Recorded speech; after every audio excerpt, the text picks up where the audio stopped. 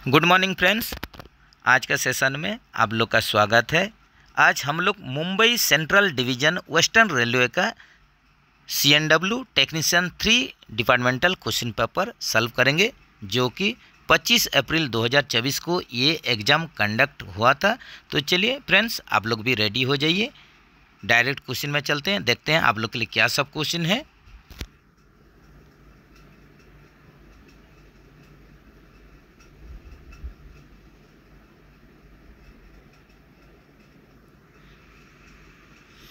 जैसे कि पहला क्वेश्चन में हम लोग देख रहे हैं, question number 1, constitutional provision related to official language is in which part of the constitution of India. राजभाषा संबंधी संवैधानिक प्रावधान भारत के संविधान के किस भाग में है? तो ये आप लोग का पार्ट 17 भाग 17 में है। ये भी रिपीटेड क्वेश्चन है, गलती नहीं होना चाहिए। ऑप्शन सी के साथ चलिए। When was the first amendment made in the official language rules? राजभाषा नियमों में पहला संशोधन कब किया गया था? तो जैसे कि आप लोग जानते हैं, तो ये आप लोग का जो ऑफिशियल लैंग्वेज रूल, ये आप लोग का 1976 को ये आप लोग का पारित हुआ था, जो कि आप लोग का अमेंडमेंट हुआ था, संशोधन हुआ था। पहला संशोधन आप लोग का कब हुआ था? पहला संशोधन आप लोग का 1987 में हुआ था। तो ऑप्शन आप लोग डी के साथ चलिए। इसके साथ साथ इसका जो आप लोग का अमेंडमेंट हुआ था, ये भी आप लोग नोट डाउन कर लीजिए। तो जैसे कि 17 जुलाई 1976 को ऑफिशियल लैंग्वेज रूल ये पारित हुआ था। तो इसका जो संशोधन हुआ था, अमेंडमेंट हुआ था, ये कब कब हुआ था?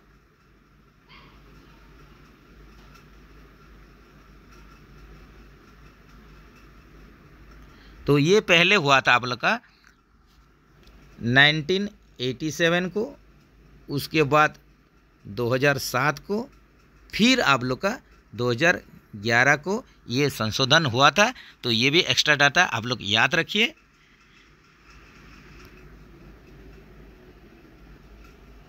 अकॉर्डिंग टू द राजभाषा act, country is divided in. राजभाषा अधिनियमों के अंतर्गत देश को कितने भाग में बांटा गया है? देश को कितने भागों में बांटा गया है? तो ये आप लोग का 3 भागों में बांटा गया है, 3 रीजन में बांटा गया है, जो कि ऑप्शन में आप लोग का है नहीं। तो ऑप्शन डी के साथ चलिए। तो ए, बी और सी रीजन, या क, ख, ग क्षेत्र जिसको बोलते हैं। When was the official language rule passed? देखिए यहीं पर क्वेश्चन फिर से आप लोग का लगभग ऊपर में डिस्कस हुआ है। राजभाषा नियम कब पारित किया गया था? तो ये आप लोग का 1976 को। ऑप्शन ए के साथ चलिए, जो कि 17 जुलाई 1976 को। ये डेट भी आप लोग याद रखिए। इन हुईच राजभाषा रीजन अंडमान निकोबार फॉल्स। तो आप लोग का अंडमान और निकोबार जो द्वीप समूह है, ये आप लोग का कौन सा रीजन में आता है? तो ये आप लोग का ए रीजन में या क क्षेत्र में आता है। ऑप्शन ए के साथ चलिए। How many members of the Rajya Sabha are there in the parliamentary committee on official language? संसदीय राजभाषा समिति में राज्यसभा से कितने सदस्य होते हैं? तो राज्यसभा से ये होते हैं 10 मेंबर होते हैं, और लोकसभा से आप लोग का 20 मेंबर होता है। तो ये टोटल 30 मेंबर्स रहते हैं, जिसमें कि राज्यसभा से 10 मेंबर, लोकसभा से 20 मेंबर, ऐसे करके टोटल 30 मेंबर रहते हैं।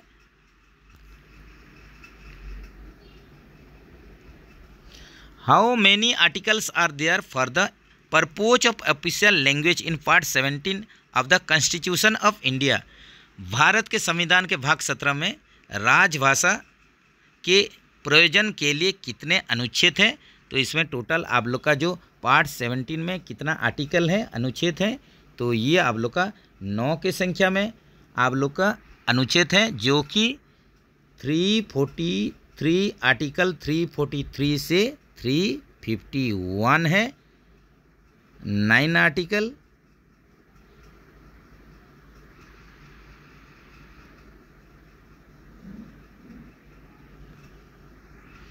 एज पर आर्टिकल डेस Hindi is official language of the Indian. As per article डेस Hindi is the official language of the union. अनुच्छेद डेस के अनुसार हिंदी संघ की राजभाषा है। तो यहीं पर देखिए आप लोग का जो ऑप्शन दिया गया है, ऑप्शन में आप लोग का है, देखिए है नहीं, तो ये आप लोग का हो जाएगा नॉन ऑफ दिस हो जाएगा, इनमें से कोई नहीं। तो इसके लिए जो आप लोग का आर्टिकल है कि आर्टिकल कितने के अनुसार आप लोग का हिंदी संघ की राजभाषा है, ये आर्टिकल आप लोग का है 343 का 1 जो है, इसके अनुसार आप लोग का हिंदी जो है ऑफिशियल लैंग्वेज यूनियन का संघ का जो राजभाषा हिंदी है, जो कि देवनागरी स्क्रिप्ट में है।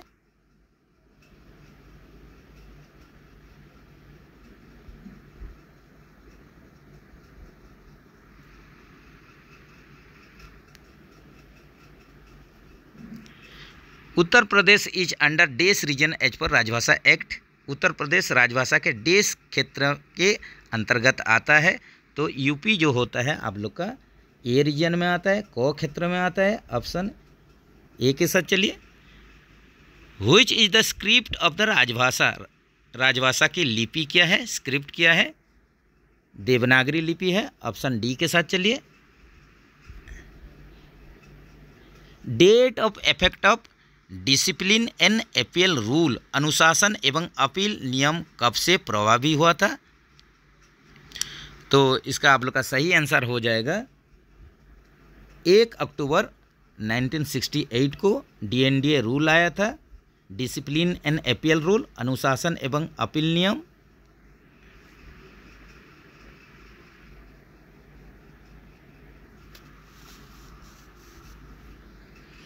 नेक्स्ट चलते हैं। Leave not due for days days is eligible for railway employ in entire service. संपूर्ण सेवा में रेलवे कर्मचारी के लिए डेज दिनों के अदेय छुट्टी पात्र है। लीव नॉट ड्यू, जिसको कि LND बोल के बोला जाता है, leave not due days days is eligible for railway employ in entire service. तो एंटायर सर्विस में LND मैक्सिमम आप लोग का कितना डेज का दिन का एलिजिबल हो सकते हैं रेलवे एम्प्लॉय? तो इसका आप लोग का सही आंसर जो है ये हो जाएगा आप लोग का 360 डेज। ऑप्शन डी के साथ चलिए। Female railway employees for maternity leave for days. ये देखिए रिपीटेड क्वेश्चन, इजी क्वेश्चन। तो फीमेल आप लोग का महिला कर्मचारी को जो आप लोग का मैटरनिटी लीव मिलता है, मातृत्व अवकाश मिलता है, ये 180 दिन का होता है। तो ये आप लोग का 2 बड़े जीवित बच्चे के लिए आप लोग का 180 दिन करके ये मिलता है फीमेल रेलवे कर्मचारी को। तो ऑप्शन ए के साथ चलिए।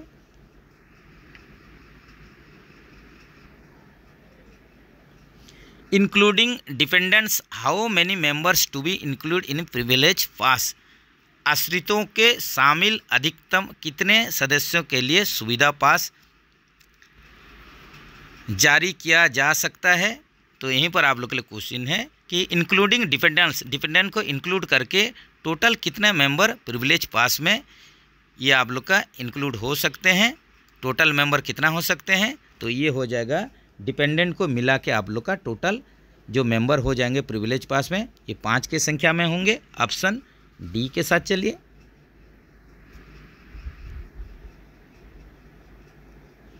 Under which rule of railway service conduct rule it is forbidden to participate in politics.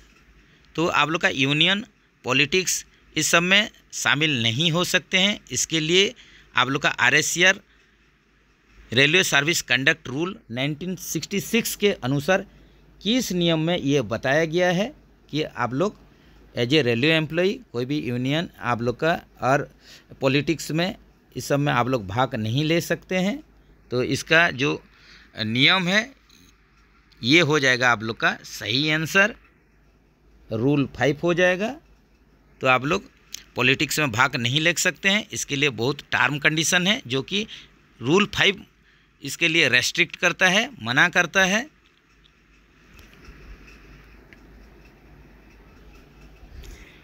Headquarter of south central railway is situated at.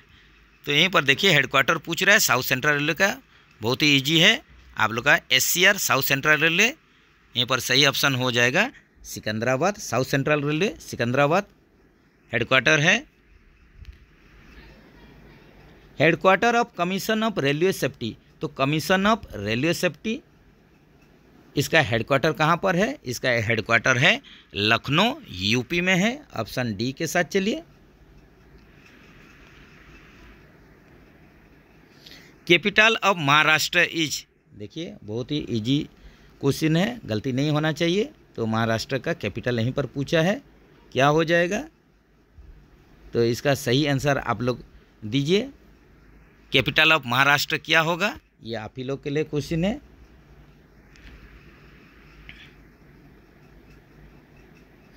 Headquarter of western railway is. तो यहीं पर देखिए वेस्टर्न रेलवे का headquarter पूछा है, तो headquarter कहाँ होगा? तो ये आप लोग का हो जाएगा चर्च गेट, मुंबई हो जाएगा। वेस्टर्न रेलवे का हेडक्वार्टर पूछा है Churchgate, Mumbai. Option C के साथ चलिए।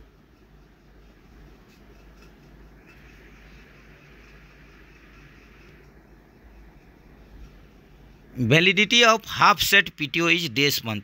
तो यहीं पर देखिए पास PTO कुछ भी हो, इसका जो वैलिडिटी रहता है हाफ सेट फुल सेट सभी का ही ये 5 महीना होता है। ऑप्शन बी के साथ चलिए। How many division are there in western railway. तो वेस्टर्न रेलवे में टोटल डिवीजन संख्या पूछा है, जो कि आप लोग का 6 के संख्या में वेस्टर्न रेलवे में डिवीजन है, जिसका कि नाम आप लोग नोट डाउन कर सकते हैं। जैसे कि मुंबई सेंट्रल, बड़ोदरा, रतलाम, अहमदाबाद, राजकोट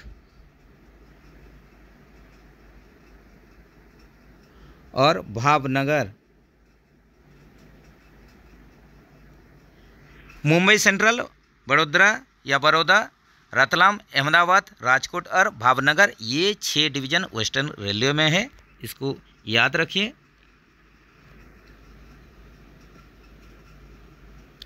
द मैत्री express connects India in which of the following countries.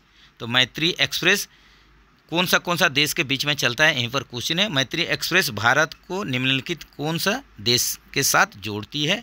तो इसका सही आंसर हो जाएगा मैत्री एक्सप्रेस। ये क्या हो जाएगा? ये हो जाएगा आप लोग का ऑप्शन बताइए। ये बांग्लादेश के साथ, ये है ऑप्शन ए के साथ चलिए। भारत और बांग्लादेश के बीच में मैत्री एक्सप्रेस, ऑप्शन ए के साथ चलिए। तो यहीं पर आप लोग का जो पहला सर्विस शुरू हुआ था मैत्री एक्सप्रेस का 14 अप्रैल 2008 को ये पहला सर्विस शुरू हुआ था कोलकाता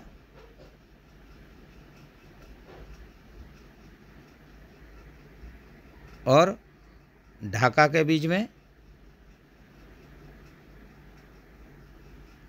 तो इसका आप लोग का टोटल जो दूरी है ये 400 किलोमीटर है, जो कि आप लोग का एवरेज जर्नी आवर, जो यात्रा का आप लोग का अवधि है जर्नी आवर है एवरेज, ये लगभग आप लोग का 9 घंटा का जर्नी है। ये भी आप लोग याद रखिए।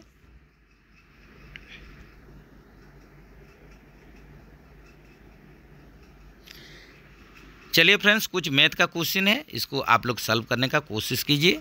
जैसे कि बोलते हैं कि आप लोग मैथ का क्वेश्चन बीच बीच में आप लोग कंटिन्यू रखिए, इसको भी आप लोग सॉल्व करते रहिए, अपना प्रैक्टिस करते रहिए। मैथ का दूसरा क्वेश्चन भी तो इसको स्क्रॉल करवा रहे हैं, इसको आप लोग स्क्रीनशॉट ले सकते हैं।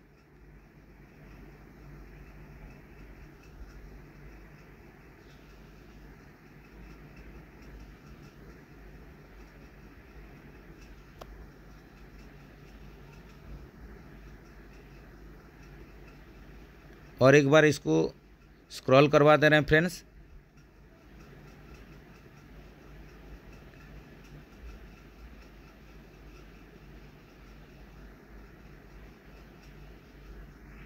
इसको आप लोग स्क्रीनशॉट ले सकते हैं। मैथ का भी आप लोग प्रैक्टिस कीजिए। मैथ, जीके, कोई डिवीज़न में आप लोग का ये सब क्वेश्चन आ ही जा रहा है, तो इसको भी ज़रूर ध्यान रखें।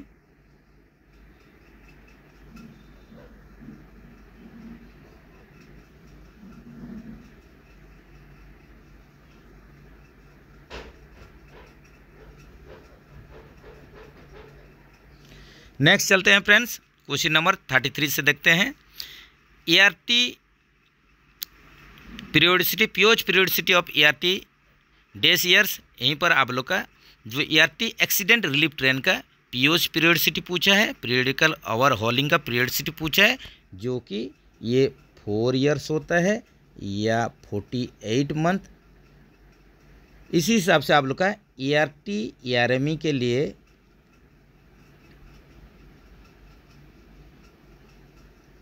जो आयोज का आप लोग का पीरियोडिसिटी है, ये भी याद रखिए। इंटरमीडिएट ओवरऑलिंग जो कि 12 महीने पर इसका आयोज होता है, इंटरमीडिएट ओवरऑलिंग।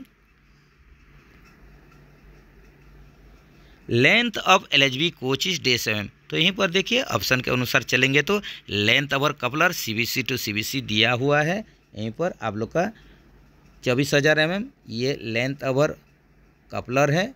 तो लेंथ ओवर आप लोग का हेड स्टॉक या आप लोग का लेंथ ओवर बॉडी जो होता है, ये भी आप लोग को याद रखना बहुत ही ज़रूरी है, जो कि 23,540 mm है। इसी हिसाब से विड्थ ओवर बॉडी, इसका जो विड्थ होता है, चौड़ाई होता है, ये 3240 mm। ये भी डाटा आप लोग याद रखिए। Headquarter of south western railway is situated at, तो यहीं पर देखिए हेडक्वार्टर पूछा है साउथ वेस्टर्न रेलवे का, SWR का, जो कि सही ऑप्शन क्या हो जाएगा, ये आप लोग का हुबली हो जाएगा, Hubli. The colour of feed pipe is, simple question है, फीड पाइप का कलर सफ़ेद, वाइट। इसी हिसाब से आप लोग का BP पाइप का, ब्रेक पाइप का ग्रीन होगा। ये सब क्वेश्चन आप लोग गलती नहीं करना चाहिए। लीस्ट काउंट ऑफ माइक्रोमीटर, देखिए स्क्रू गज या माइक्रोमीटर का लीस्ट काउंट पूछा है, तो ये आप लोग का माइक्रोमीटर या स्क्रू गज, वर्नियर कैलिपर, ये सब आप लोग का प्रिसीजन मेजरिंग इंस्ट्रूमेंट होता है। इसमें बहुत ही कम मेजरमेंट, बहुत ही कम माप ले सकते हैं। जैसे कि यहीं पर ऑप्शन के अनुसार चलेंगे तो यहीं पर लिस्ट काउंट जो माइक्रोमीटर का होगा, ये क्या हो जाएगा, देखिए ऑप्शन पहले देख लीजिए। तो यहीं पर आप लोग का हो जाएगा ऑप्शन ए हो जाएगा 0.01 mm, और इंच में आप लोग लेंगे तो 0.001 इंच हो जाएगा।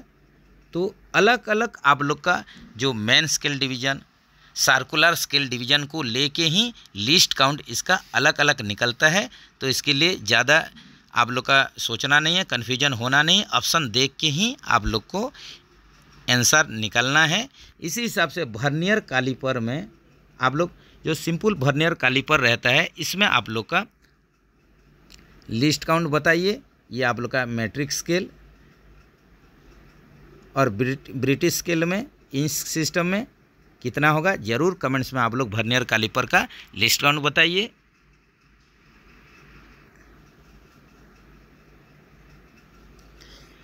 SS3 of LHB coach is done at the interval of days month, तो SS3 पूछा है LHB कोच के लिए, सॉफ्ट शेड्यूल 3, जो कि 72 महीने में होता है, 72 मंथ में। तो इसका भी डाटा देख लीजिए।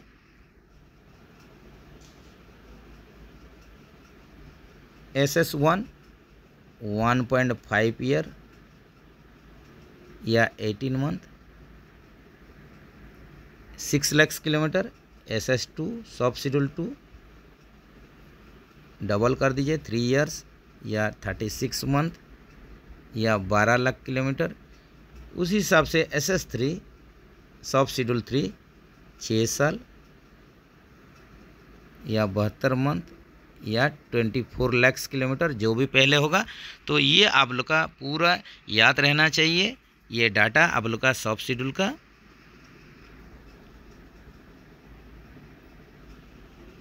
Rail wheel factory is situated at, तो RWF यहीं पर देखिए, RWF कहाँ पर सिचुएटेड है? रेल व्हील फैक्ट्री, जो कि पहले इसका नाम था WAP था, व्हील एंड एक्सेल प्लांट था, जो कि आप लोग का यलहंका बेंगलुरु में है, बेंगलोर में है। तो ये आप लोग का 39 का ऑप्शन, चलिए सी के साथ, ये आप लोग का यलहंका बेंगलुरु में है, याद रखिए।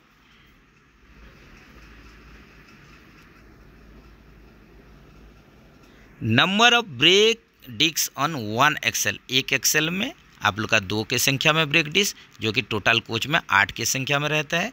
टोटल एक कोच में 8 के संख्या में, 4 एक्सेल 2-2 करके 8 के संख्या में टोटल ब्रेक डिस्क। एक आप लोग का एक्सेल में ये होगा आप लोग का 2 के संख्या में, ऑप्शन सी के साथ। चलिए कोई आप लोग का डिवीजन का क्वेश्चन में आप लोग का number of brake disc in 1 wheel भी आता है, तो इसमें भी कन्फ्यूजन नहीं होना है। तो इसमें भी आप लोग का 1 व्हील सेट या 1 एक्सेल जो है सही क्वेश्चन होगा।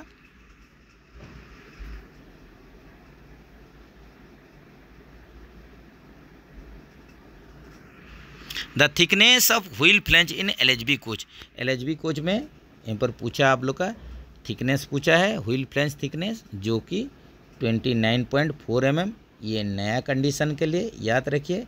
इसी का अगर कंडमनिंग कंडीशन पूछेगा तो यहीं पर 22 mm होगा, ये भी याद रखिए। उसी हिसाब से अगर वागन का केस में, गुड्स का केस में पूछेगा, नया कंडीशन में फ्लैंज का थिकनेस जो होगा 28.5 mm, और कंडमनिंग जो होगा ये 16 mm होगा। ये डाटा भी आप तो याद रखिए। SS1 of LHB coaches is a schedule of days month, तो SS1 पूछा है सब शेड्यूल 1, जिसको कि IOH ऑफ LHB कोच बोला जाता है। तो ये कितना होगा, ये आप लोग जानते हैं, रिपीटेड क्वेश्चन है। ये आप लोग का 18 मंथ या 1.5 ईयर्स। LHB स्टैंड्स फॉर, देखिए LHB कोच का फुल फॉर्म पूछा है, तो ये आप लोग कमेंट्स में बताइए क्या होगा। ये सब इजी आप लोग का क्वेश्चन है, एकदम गलती मत कीजिए। LHB का पूरा नाम, पूर्ण रूप क्या होता है, तो ये आप लोग का जो होगा कमेंट्स में बताइए। The new size of wearing plate of side wearer, तो यहीं पर कन्फ्यूजन नहीं होना है, वेयरिंग पीस पूछा है या वेयरिंग प्लेट पूछा है। तो यहीं पर देखिए नया साइज पूछा है आप लोग का साइड वियरर में वेयरिंग प्लेट, जो कि ऑयल के अंदर डीप होकर नीचे में रहता है, इसका ऊपर ही आप लोग का ब्रोंज वेयरिंग पीस रहता है। तो यहाँ पर आप लोग का जो डायमेंशन होगा, साइज होगा, ये 10 mm का होगा, ऑप्शन ए के साथ। चलिए जैसे कि नया कंडीशन, इसके बाद आप लोग का शॉप रिन्यूअल कितना साइज होगा और कंडमनिंग साइज होगा, ये तीनों डाटा याद रहना है। ये साइड वियरर वेयरिंग प्लेट के लिए पूछा है, जो कि नया कंडीशन में 10 mm, इसका जो शॉप रिन्यूअल साइज होगा ये कितना होगा, ये होगा आप लोग का 9 mm, और कंडमनिंग जो होगा 8.5 mm। इसी हिसाब से आप लोग side wearer bronze wearing piece का न्यू सब रिनल और कंडमनिंग साइज जरूर कमेंट्स में बताइए। Root radius of flange in new wheel in coaching stock, तो यहीं पर देखिए रूट रेडियस पूछा है, flange in new wheel in coaching stock. तो कोचिंग स्टॉक में आप लोग का WWP आज के डेट में 1 व्हील प्रोफाइल यूज हो रहा है, जिसमें कि आप लोग का ये जो आप लोग का रूट रेडियस पूछा है फ्लेंज में, तो तो ये नया व्हील के लिए ये कितना हो जाएगा, ये हो जाएगा 14R। 14 mm का ये रेडियस होगा। तो ये WWP के लिए है, वन व्हील प्रोफाइल के लिए है। और इसका आप लोग का जो कंडेमनिंग होगा ये 13R होगा, ये आप लोग का 13 mm होगा कंडेमनिंग। ये भी आप लोग याद रखिए। तो इसमें आप लोग का अगर IRS प्रोफाइल के लिए पूछेगा, इंडियन रेलवे स्टैंडर्ड के लिए अगर पूछेगा, तो यही कंडीशन में, नया कंडीशन में आप लोग का जो रूट रेडियस होगा ये कितना होगा, ये होगा 16 mm होगा। और इसी का भी आप लोग का जो IRS प्रोफाइल में भी आप लोग का कंडेमनिंग साइज जो सेम होगा ये 13 mm होगा रूट रेडियस। ये भी डाटा आप लोग याद रखिए।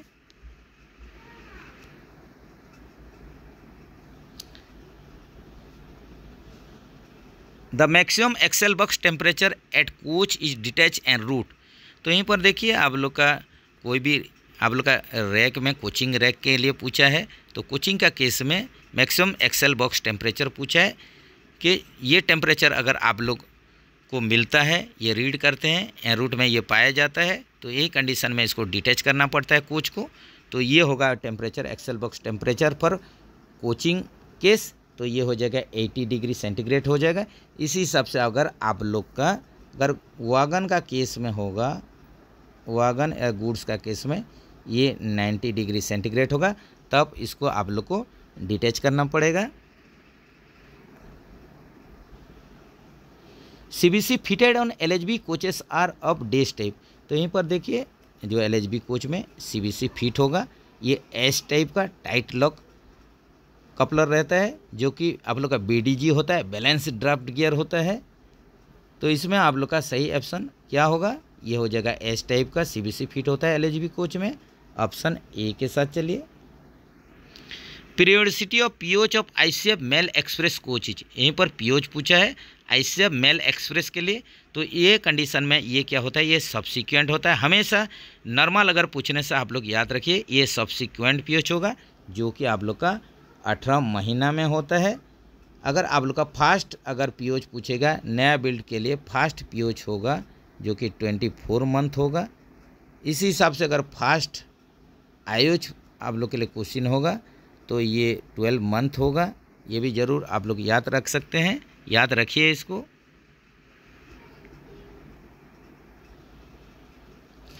Periodicity of POH of newly built ICF coach, देखिए यही फिर क्वेश्चन रिपीट हो गया है आप लोग का। तो नया कोच के लिए पूछ लिया है, न्यूली बिल्ट ICF कोच के लिए POH पीरियोडिसिटी ये आप लोग का कितना होगा, 24 मंथ होगा। ऑप्शन देख लीजिए, डी के साथ चलिए। The thickness of brake disc in LHB coaches, तो LHB कोचेस में आप लोग का ब्रेक डिस्क का थिकनेस पूछा है। तो नया कंडीशन में ये आप लोग का 110 mm। तो इसका जो कंडेमनिंग होगा ये 96 mm पर कंडेमनिंग होगा। तो एक ब्रेक डिस्क का बोथ साइड में आप लोग का टोटल मिला के, बोथ साइड को मिला के कितना mm अगर आप लोग का घिस जाता है, रिड्यूस हो जाता है, तो आप लोग का इसको कंडेमनिंग डिक्लेयर किया जाता है। इसको कमेंट सेक्शन में बताइए कि एक डिस्क का बोथ साइड में कितना अगर आप लोग का थिकनेस रिड्यूस हो जाएगा, घिस जाएगा, तो इसको हम लोग कंडेमनिंग डिक्लेयर करेंगे। तो ज़रूर कमेंट्स में बताइए। The colour of feed pipe in twin pipe wagon is, ये देखिए फीड पाइप का कलर पूछा है ट्विन पाइप वागन में, जो कि आप लोग का सफ़ेद होता है। इसी हिसाब से ब्रेक पाइप का ग्रीन होगा।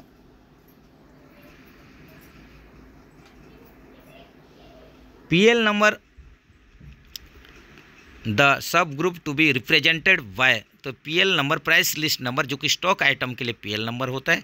तो सब ग्रुप कौन सा डिजिट को ये दर्शाता है, तो ये आप लोग का सही आंसर क्या होगा, ये तीसरा और जो चौथा, थर्ड एंड फोर्थ डिजिट होता है, ये सब ग्रुप को दर्शाता है। ऑप्शन बी के साथ चलिए।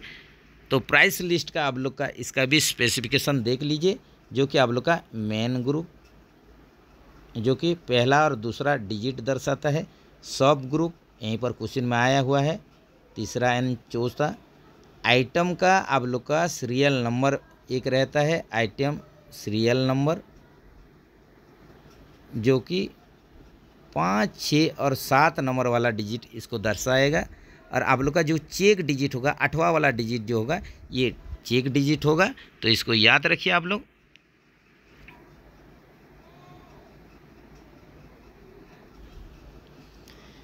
पीएचडी स्टैंड्स पर, यहीं पर पीएचडी का पीएचडी पेस्ट का आप लोग का पूछ रहा है, फुल फॉर्म पूछ रहा है, passenger emergency alarm signal device. तो देख लीजिए ऑप्शन कहाँ पर मैच हो रहा है, passenger emergency alarm signal device, option A match कर रहा है।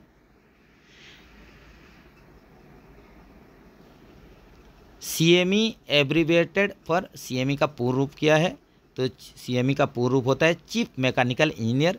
तो एक जोन में मैकेनिकल डिपार्टमेंट का सबसे बड़ा पोस्ट जो होता है, सबसे बड़े अधिकारी जो होते हैं, ये सीएमई साहब होते हैं, जिसको कि हम लोग पीसीएमई बोलते हैं, प्रिंसिपल चीफ मैकेनिकल इंजीनियर। तो यहीं पर सीएमई का जो फुल फॉर्म होगा chief mechanical engineer, option A के साथ चलिए।